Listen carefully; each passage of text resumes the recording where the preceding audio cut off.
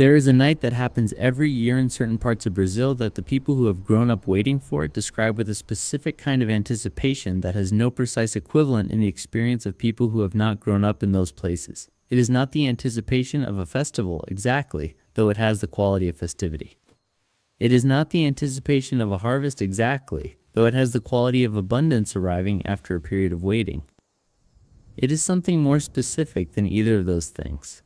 The anticipation of a particular night in a particular season, when something that has been underground for months will emerge into the air in numbers that make the sky itself seem to move, and when the people who know what that emergence means will be ready for it in ways that their grandparents taught their parents and their parents taught them. The thing that emerges is an insect. Specifically, it is the winged queen of the leafcutter ant. The saúva, one of the most agriculturally destructive insects in the Americas, an organism that can strip a citrus tree of every leaf in a single night, that has shaped the agricultural practices of the Brazilian interior for centuries through the sheer force of its appetite. On this particular night, in these particular communities, the queen of that insect is not an agricultural enemy. She is dinner. And she is the most expensive item on the menu. The Isa. The term used for the winged reproductive females of the saúva leafcutter ant in the regions where they are traditionally consumed. Is one of the most culturally specific and least globally known food traditions in the entire culinary landscape of Brazil. It is practiced primarily in the interior of São Paulo state, in parts of Minas Gerais, and in certain communities of the northeastern interior. Communities that share a relationship with the leafcutter ant that is simultaneously one of the most adversarial and one of the most intimate in the history of Brazilian agriculture. The ant destroys crops. The ant has been the enemy of farmers throughout the history of Brazilian agriculture, responsible for losses that have shaped the economics of entire regions. And once a year, for a period of days that varies with the rains and the temperature and the specific conditions of each season, the same ant provides something that those farming communities have valued for centuries. A food that is, by the accounting of everyone who has eaten it and by the accounting of the market prices that reflect genuine demand, among the most prized regional delicacies in the country. Understanding why requires starting with the biology of the Isa and the specific conditions that make its annual availability such a precisely bounded and eagerly anticipated event. The saúva leafcutter ant lives in underground colonies that can reach extraordinary size.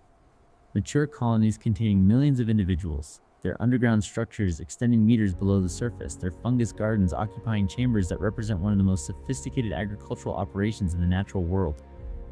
The leafcutter ant does not eat the leaves it cuts.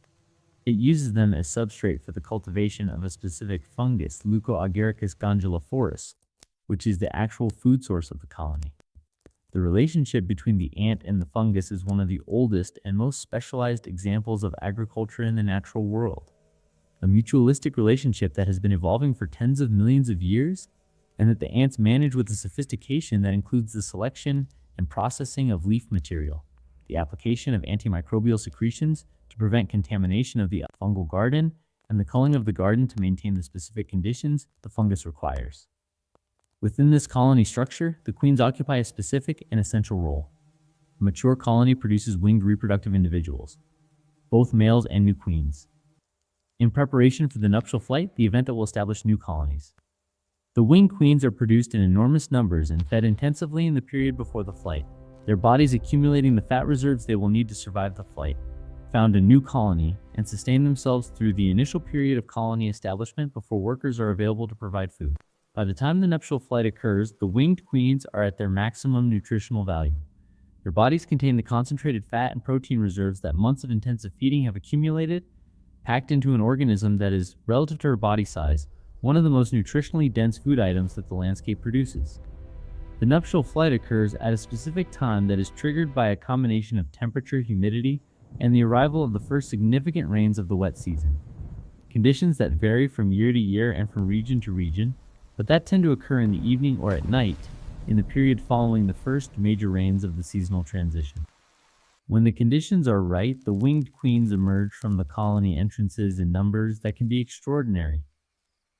Thousands of individuals from a single large colony, millions across the landscape with multiple colonies, filling the air in a density that can be visible from a distance and that produces a specific sound that people who have experienced it describe as one of the most unmistakable signals of the season. The queens fly in search of males from other colonies, mate in the air, and then land to begin the process of establishing new colonies. The vast majority will fail. They will be eaten by predators, will fail to find suitable nest sites, will die before their colonies are established. But in the brief window between their emergence and their landing, they are available in numbers that make collection possible on a scale that cannot be achieved at any other point in their annual cycle. The collection of Issa during the nuptial flight is one of the most communal and most festive activities in the agricultural calendar of the communities where the tradition is practiced. Families come out at night with lights. Traditionally torches or lanterns, in more recent decades electric lights, and sometimes elaborate lighting arrangements designed to attract the flying queens, who are drawn to light sources in the way that many flying insects are. The queens, attracted to the light, land, or fall in quantities that allow collection by hand or with simple tools. Baskets, cloths, containers of various kinds that can be positioned to catch the insects as they arrive.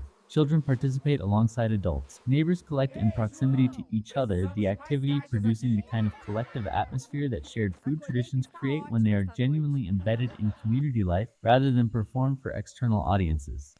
The collection period is limited. It lasts for hours on the night of the flight, and the window of maximum abundance is brief enough that missing it means waiting another year. This scarcity, imposed by the biology of the insect itself, is one of the things that gives the Isa its cultural and economic weight. The preparation of Issa for consumption requires a step that is essential, and that must be performed before the insects are cooked: the removal of the wings. The winged queens have 4 large wings that are not eaten, and that must be pulled off before the bodies are processed. This removal is done by hand in quantities that require significant time and the kind of patient manual work that is typically performed collectively. Family members sitting together and removing wings from collected insects, the work providing the occasion for conversation and company in the way that traditional food preparation tasks have always done in communities where food production is labor-intensive and social. The de-winged bodies are then ready for cooking, and the cooking is simple in the way that very good ingredients tend to make elaborate preparation unnecessary. The traditional preparation of Isa is dry roasting. The bodies placed in a dry pan over heat, sometimes with a small amount of salt, and cooked until they are crunchy and fragrant. The Maillard reactions that occur during roasting transform the fat-rich bodies of the queens into something that produces the flavor described, with remarkable consistency across everyone who has eaten Issa and been asked to describe it, as reminiscent of roasted shrimp or roasted bacon. A rich, savory, intensely animal flavor with a specific nuttiness that comes from the roasting of the fat reserves, the queens accumulated before their flight. The texture is crunchy in a way that contrasts with the richness of the flavor, producing a combination that people who encounter it for the first time and are prepared to engage with it honestly tend to find genuinely good rather than merely tolerable. The comparison to shrimp is not arbitrary. Both are arthropods, both are rich in protein and in the specific fatty acids that produce savory depth when exposed to heat, and both have a similar relationship between exterior crunch and interior richness that makes them satisfying in similar ways. The nutritional profile of Isa is one that food scientists who have analyzed it find remarkable. The winged queens are approximately 50% fat by dry weight. The fat reserves that make them so palatable are also what makes them so nutritionally significant in the context of a regional diet that has historically been lower in fat than the metabolic needs of people doing heavy agricultural work would ideally support. They are high in protein, containing all essential amino acids in proportions that compare favorably with conventional animal protein sources. They contain iron, zinc, and other minerals at levels that are nutritionally meaningful, and they are available once a year in a form that requires no cultivation, no livestock management, no agricultural infrastructure. They emerge from the ground fully formed at their peak nutritional value and require only collection and simple preparation to become food. From the perspective of food security, the Isa is an extraordinary resource that requires nothing from the communities that consume it except the knowledge of when and how to collect it. The economic dimension of Isa is one of the aspects of the tradition that most surprises people encountering it for the first time. The Isa is not cheap food.